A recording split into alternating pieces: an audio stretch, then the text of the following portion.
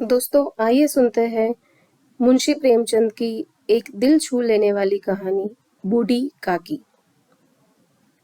बुढ़ापा बहुधा बचपन का पुनरागमन हुआ करता है।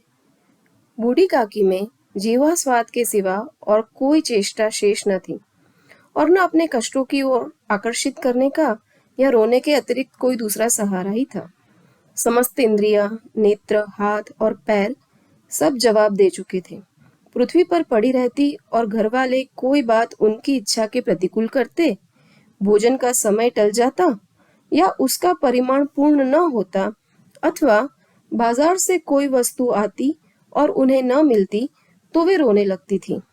उनका रोना सिसकना साधारण रोना न था, वे तो गला फाड़ फाड़ कर रोती थी। उनके पतिदेव को स्वर्ग सिधारे कालांतर हो चुका था। बेटे तरुण हो होकर चल बसे थे। अब एक भतीजे के सिवा और कोई भी न था। उसी भतीजे के नाम उन्होंने अपनी सारी संपत्ति लिख दी थी। भतीजे ने संपत्ति लिखते समय तो खूब लंबे चौड़े वादे किए, परंतु वे सब वादे केवल कुलडिपों के दलालों के दिखाए हुए सब्ज बाग थे। यद्यपि उस संपत्ति की वार्षिक आय 150-200 रुपए से कम नहीं थी, तथापि बूढ़ी काकी को पेट भर भोजन भी कठिनाई से मिलता था। इसमें उनके भतीजे पंडित बुद्धिराम का अपराध था, अथवा उनकी अर्धांगिनी श्रीमती रूपा का। इसका निर्णय करना सहज नहीं। बुद्धिराम स्वभाव के सज्जन थे, किंतु उसी समय तक, जब तक कि उनके कोष पर कोई भी आंच न आए। रूपा स्वभाव से तीव्र थी सही, पर ईश्वर से बहुत डरती थी।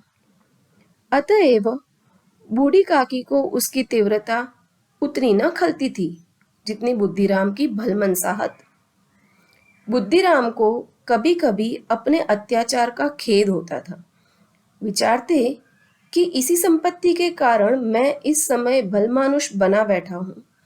यदि मौखिक आश्वासन और सुखी सहानुभूति से स्थिति में सुधार हो सकता तो उन्हें कदाचित कोई भी आपत्ति न होती, परंतु विशेष व्यय का भय उनकी सचेष्टा को दबाए रखा था।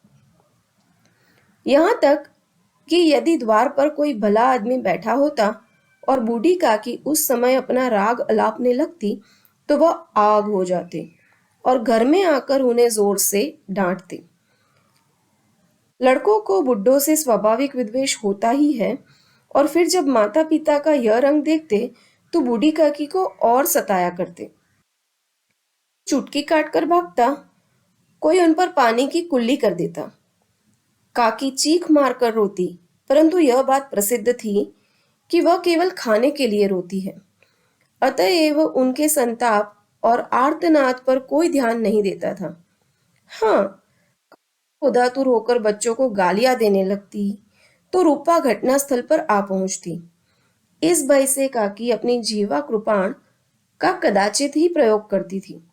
यद्यपि उपद्रव शांति का यह उपाय रोने से कहीं अधिक उपयुक्त था।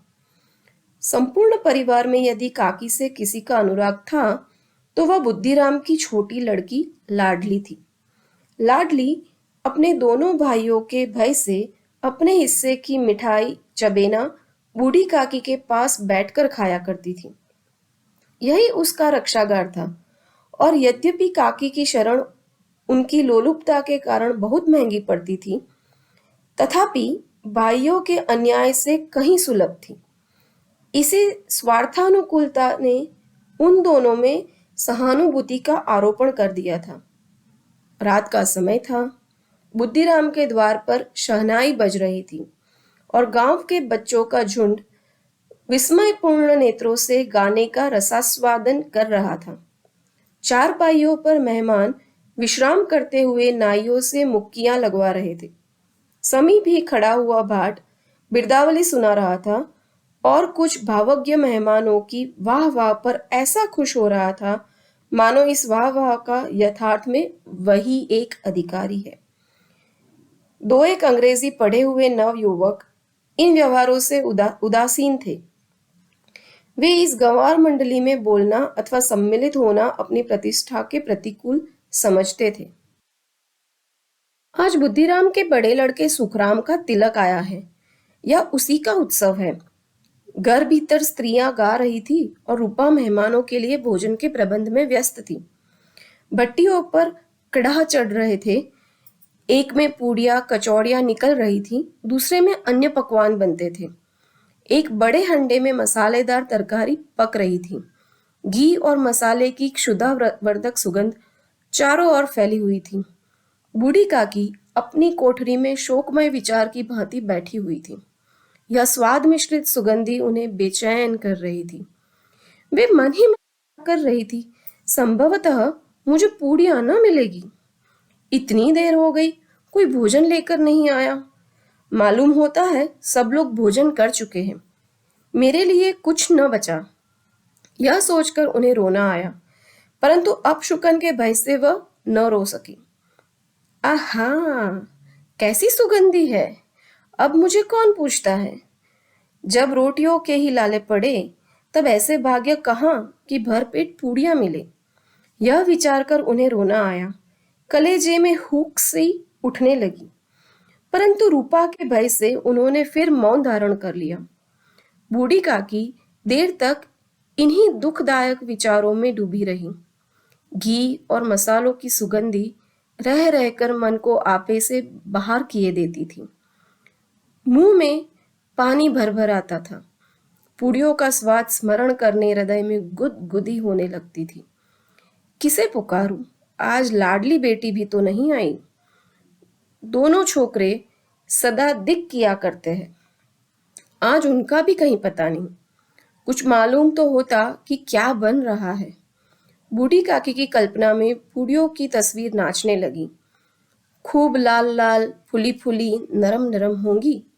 रूपा ने भली भांति मोयन दिया होगा। कचौड़ियों में अजवाइन और इलायची की महक आ रही होगी। एक पूड़ी मिलती तो जरा हाथ में लेकर देखती। क्यों न चलकर कहाड़ के सामने ही बैठूं। पूड़ियाँ छन छन कर तैरती होंगी। कढ़ा से गरम गरम निकाल कर थाल में रखी जाती होंगी। फूल हम घर में भी सूंघ सकते हैं, परंतु वाटिका में कुछ और ही बात होती है। इस प्रकार निर्णय करके बूढ़ी काकी उकड़ू बैठकर हाथों के बल सरकती हुई कठिनाई से चौखट से उतरी और धीरे धीरे रेंगती हुई कहाड़ के पास आ बैठी। यहाँ आने पर उन्हें उतना ही धैर्य हुआ जितना भूखे कुत्ते को खाने वाले के सम्मुख बैठने में होता है। रूपा उस समय कार्यभार के उद्विग्न हो रही थी। कभी इस कोठे में जाती, कभी उस कोठे में, कभी कहाड़ के पास आती, कभी भंडार में जाती। किसी ने बाहर से आकर कहा, महाराज ठंडाई मांग रहे हैं। ठंडाई देने लगी। इतने में फिर किसी ने कहा, बाट आया है, उसे कुछ दे दो। बाट के लिए सीधा निकाल रही थी कि इस तीसरे आदमी ने आकर पूछा, अभी भोजन तैयार होने में कितना विलंब है? जरा डोल मजीरा उतार दो। बेचारी अकेली स्त्री दौड़ते दौड़ते व्याकुल हो रही थी, झुंझलाती थी, कुढ़ती थी, परंतु क्रोध प्रकट करने का अवसर न पाती थी। भय होता कहीं पड़ोसियों ने यह न कहने लगे कि इतने में उबल पड़ी। प्यास से स्वयं उसका कंठ सूख रहा था, गर्मी के मारे फूंकी जाती थी, परंतु इतना अवकाश भी नहीं था कि जरा पानी पी ले अथवा पंखा लेकर जले। यह भी खटका था कि जरा आंख हटी तो चीजों की लूट मची। इस अवस्था में उसने बूढ़ी काकी को कहाड़ के पास बैठी देखा तो जल गई। क्रोध न रुक सका। इसका भी ध्यान न रहा कि पड़ोसी ने बैठी हुई मन में क्या कहेगी। पुरुषों में लोग सुनेंगे तो क्या कहेंगे। जिस प्रकार मेंढक केचुए पर झपटता है, उसी प्रकार वह बूढ़ी काकी पर झपटी और उन्हें दोनों हाथों से झटक कर बोली, ऐसे पेट में आग लगी। पेट है या भाड़? कोठरी में बैठते हुए क्या दम घुटता है? अभी मेहमानों ने नहीं खाया, भगवान को भोग भी नहीं लगा, तब तक धैर्य न हो सका? आकर छाती पर सवार हो गई। जल जाए ऐसी जीभ। दिन भर खाती न होती तो न जाने किसकी हांडी में मुंह डालती। गांव देखेगा तो कहेगा कि बुढ़िया भर पेट खाने को नहीं पाती, तभी तो इस तरह मुंह बाए फरती है। डायन न मरे न माचा छोड़े, नाम बेचने पर लगी है, नाक कटवा कर ही दम लेगी। इतना ठूंसती है न जाने कहाँ भस्म हो जाता है। लो, भला चाहती हो तो जाकर कोठरी में बैठो, जब घर के लोग खाना खा लेंगे तब तुम्हें भी मिलेगा। तुम कोई देवी नहीं हो कि चाहे किसी के मुंह में पानी न जाए, परंतु तुम्हारी पूजा पहले ही हो जाए। बूढ़ी काकी ने सिर न उठाया, न रोई न बोली, चुपचाप रेंगती हुई अपनी कोठरी में चली गई। आघात ऐसा कठोर था कि हृदय और मस्तिष्क दोनों की संपूर्ण शक्तियां, संपूर्ण विचार और संपूर्ण भार उसी ओर आकर्षित हो गए थे। नदी में जब कगार का कोई वृहद खंड कटकर गिरता है तो आसपास का जल समूह चारों ओर से उसी स्थान को पूरा करने के लिए दौड़ता है। भोजन तैयार हो गया, आंगन में पत्तल पड़ गई, मेहमान खाने लगे। स्त्रियों ने जेवनार गीत गाना आरंभ कर दिया। मेहमान के नाई और सेवक गण भी उसी मंडली के साथ किंतु कुछ हटकर भोजन करने बैठे थे, परंतु सभ्यता अनुसार जब तक सबके सब खा न चुके कोई उठ नहीं सकता। दो एक मेहमान जो कुछ पढ़े लिखे थे, सेवकों के दीर्घाहार पर झुंझला रहे थे। वे इस बंधन को व्यर्थ और बेसिर पैर की बात मान रहे थे। बूढ़ी काकी अपनी कोठरी में जाकर पश्चाताप कर रही थी कि मैं कहां से कहां आ गई। उन्हें रूपा पर क्रोध नहीं था, अपनी जल्दबाजी पर दुख था। सच ही तो है, जब तक मेहमान लोग भोजन न कर चुकेंगे घर वाले कैसे खाएंगे। मुझसे इतनी देर भी नहीं रहा गया। सबके सामने पानी उतर गया। अब जब तक कोई बुलाने न आएगा मैं न जाऊंगी। मन ही मन इसी प्रकार का विचार कर वह बुलावे की प्रतीक्षा करने लगी, परंतु घी की रुचिकर सुवास बड़ी ही धैर्य परीक्षक प्रतीत हो रही थी। उन्हें एक एक पल एक एक युग के समान मालूम होता था। अब पत्तल बिछ गई होंगी, अब मेहमान आ गए होंगे, लोग हाथ पैर धो रहे हैं, नाई पानी दे रहा है, मालूम होता है लोग खाने बैठ गए। जीवनार गाया जा रहा है। धीरे धीरे एक गीत गुनगुनाने लगी। उन्हें मालूम हुआ कि मुझे गाते देर हो गई। क्या इतनी देर तक लोग भोजन कर ही रहे होंगे? किसी की आवाज नहीं सुनाई देती। अवश्य ही लोग खा पी कर चले गए। मुझे कोई बुलाने नहीं आया। रूपा चिढ़ गई है, क्या जाने न बुलाए। सोचती हूं कि आप ही आएगी। वह कोई मेहमान तो नहीं जो उन्हें बुला लूं। बूढ़ी काकी चलने के लिए तैयार हुई, यह विश्वास कि 1 मिनट में पूड़ियाँ और मसालेदार तरकारियां सामने आएगी उनकी स्वादेंद्रियों को गुदगुदाने लगा। उन्होंने मन में तरह तरह के मंसूबे बांधे। तरकारी से पूड़ियाँ खाऊंगी, फिर दही और शक्कर से, कचौड़ियाँ रायते के साथ मजेदार मालूम होंगी। चाहे कोई बुरा माने चाहे भला, मैं तो मांग मांग कर खाऊंगी। यही न लोग कहेंगे कि इन्हें विचार नहीं। कहा करे, इतने दिन बाद पूड़ियाँ मिल रही है तो मुंह जूठा करके थोड़े ही उठ जाऊंगी। वह उकड़ू बैठकर हाथों के बल सरकती हुई आंगन में आई, परंतु हाय दुर्भाग्य, अभिलाषा ने अपने पुराने स्वभाव के अनुसार समय की मिथ्या कल्पना की थी। मेहमान मंडली अभी बैठी हुई थी। कोई खाकर उंगलियां चाटता, कोई तिरछे नेत्रों से देखता कि और लोग अभी खा रहे हैं या नहीं। कोई इस चिंता में था कि पत्तल पर पूड़ियां छूटी जाती है, किसी तरह इन्हें भीतर रख लेता। कोई दही खाकर जीभ चटकारता था, परंतु दूसरा दोना मांगते संकोच करता था। कि इतने में बूढ़ी काकी रेंगती हुई उनके बीच में जा पहुंची। कई आदमी चौंक कर उठ खड़े हुए, पुकारने लगे, अरे ये बुढ़िया कौन है? ये कहां से आ गई? देखो किसी को छू न दे। पंडित बुद्धिराम काकी को देखते ही क्रोध से तिल मिला गए। पूड़ियों का थाल लिए खड़े थे।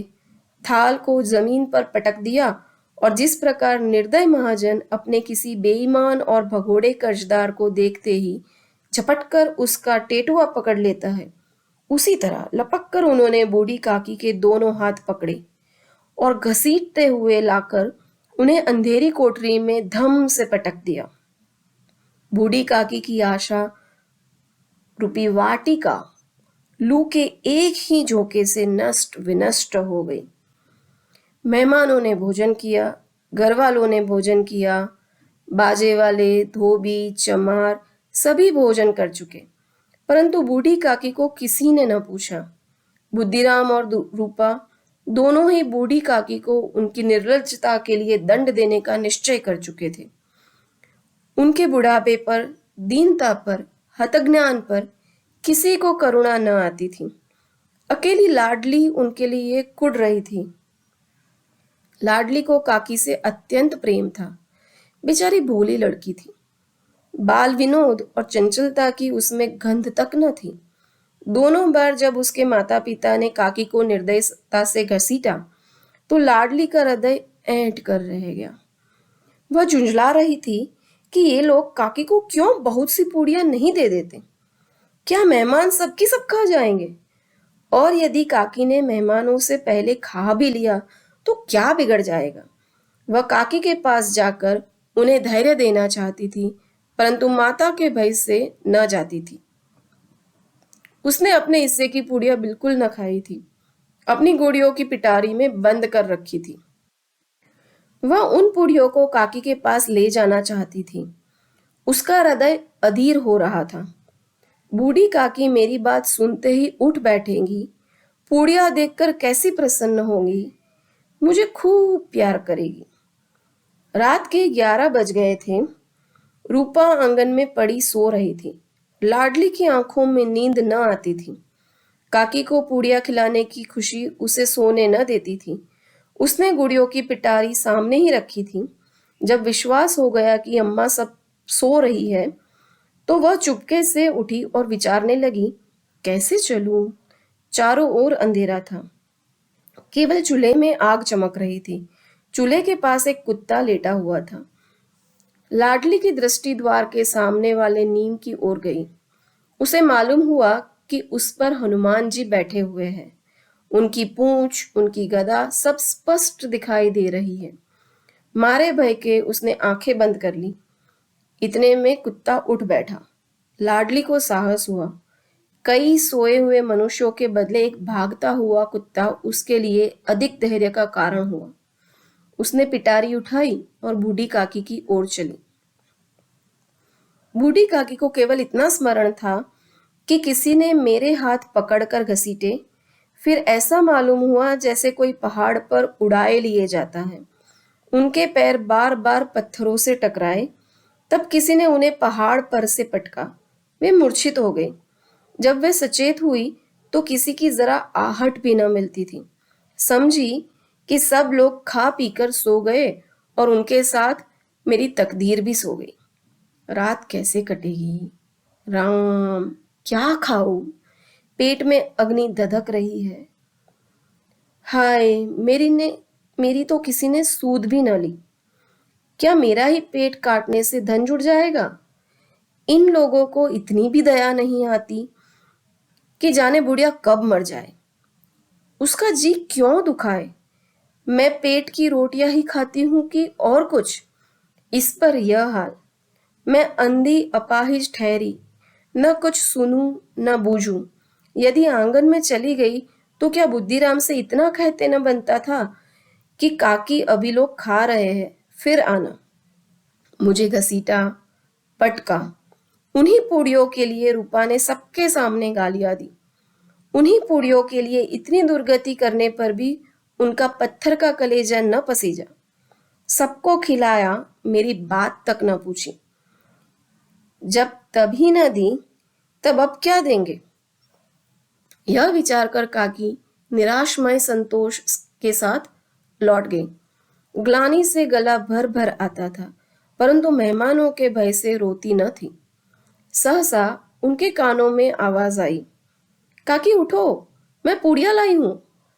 काकी ने लाडली की बोली पहचानी, चटपट उठ बैठी, दोनों हाथों से लाडली को टटोला और उसे गोद में बैठा लिया। लाडली ने पुड़िया निकाल कर दी। काकी ने पूछा, क्या तुम्हारी अम्मा ने दी है? लाडली ने कहा, नहीं नहीं, ये मेरे हिस्से की है। काकी पुड़ियों पर टूट पड़ी। 5 मिनट में पिटारी खाली हो गई। लाडली ने पूछा, काकी पेट भर गया? जैसे थोड़ी सी वर्षा ठंडक के स्थान पर और भी गर्मी पैदा कर देती है, उसी भांति इन थोड़ी सी पूड़ियों ने काकी की क्षुधा को और उनकी इच्छा को और उत्तेजित कर दिया था। वे बोली, नहीं बेटी, जाकर अम्मा से और मांग लाओ। लाडली ने कहा, अम्मा सोती है, जगाऊंगी तो मारेगी। काकी ने पिटारी को फिर टटोला। उसमें कुछ खरचून गिरे थे। उन्हें निकालकर वे खा गई। बार बार होठ चाटती थी, चटकारे भी भरती थी। हृदय महसूस रहा था कि और पूड़ियां कैसे पाऊं। संतोष सेतु जब टूट जाता है, तब इच्छा का बहाव अपरिमित हो जाता है। मतवालों को मद का स्मरण करना उन्हें मदांध बना देता है। काकी का अधीर मन इच्छा के प्रबल प्रवाह में बह गया। उचित और अनुचित का विचार जाता रहा। वे कुछ देर तक उस इच्छा को रोकती रही। सहसा लाडली से बोली, मेरा हाथ पकड़कर वहां ले चल जहां मेहमानों ने बैठकर भोजन किया है। लाडली उनका अभिप्राय न समझ सकी। उसने काकी का हाथ पकड़ा और ले जाकर जूठी पत्तलों के पास बैठा दिया। दिन, क्षुधातुर, हतज्ञान, ये बुढ़िया पत्तलों से पूड़ियों के टुकड़े चुन चुन कर भक्षण करने लगी। ओ, दही कितना स्वादिष्ट था! कचौरियां कितनी सलोनी, खस्ता, कितनी सुकोमल! काकी बुद्धिहीन होते हुए भी इतना जानती थी कि मैं वह काम कर रही हूं जो मुझे कदापि न करना चाहिए। मैं दूसरों की जूठी पत्तल चाट रही हूं।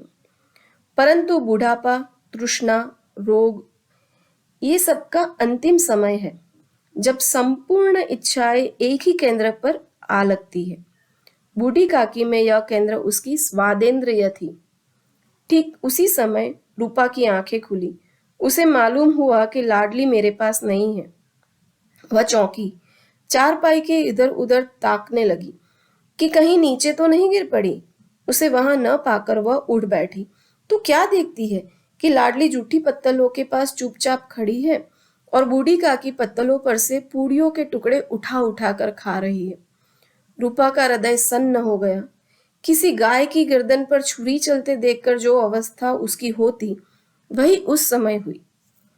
एक ब्राह्मणी दूसरों की झूठी पत्तल टटोले, इससे अधिक शोकमय दृश्य असंभव था। पूड़ियों के कुछ ग्रासों के लिए उसकी चचेरी सास ऐसा पतित और निकृष्ट कर्म कर रही है, यह वह दृश्य था जिससे देखकर देखने वालों के हृदय कांप उठते हैं। ऐसा प्रतीत होता मानो जमीन रुक गई, आसमान चक्कर खा रहा है, संसार पर कोई नई विपत्ति आने वाली है। रूपा को क्रोध न आया।